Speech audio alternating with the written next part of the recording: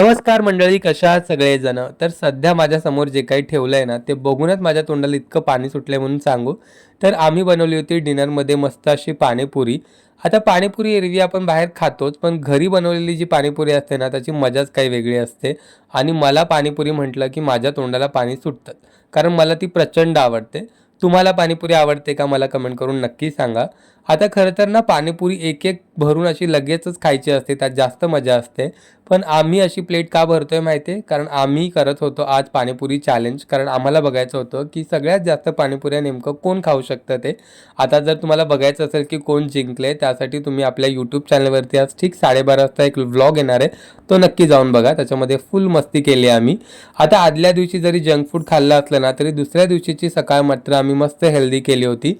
कारण प्रियंकाने बनवलं होतं आमच्या तिघांसाठी, आमच्या तिघांचाही फेवरेट असा चिक्कू मिल्कशेक.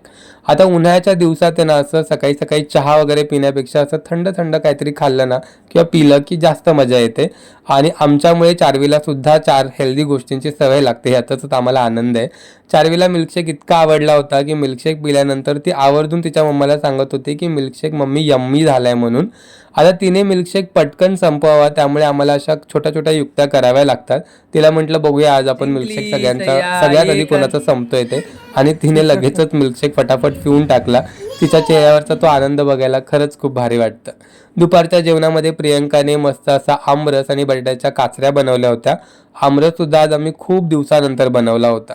आता सकाळी जरी चहा अवॉइड केला तरी संध्याकाळी मात्र एखादा चहा मला लागतोच. आणि चहा म्हटलं की मला तो प्रियंकाच्या हातचाच लागतो, कारण प्रियंका चहा खरंच खूप भारी बनवते.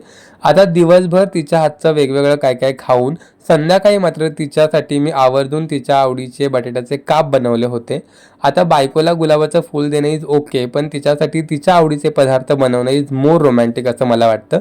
कारण माझ्यासाठी हीच लव्ह लँग्वेज आहे. बाय द वे, तुम्हाला काय वाटतं मला कमेंट करून नक्की सांगा.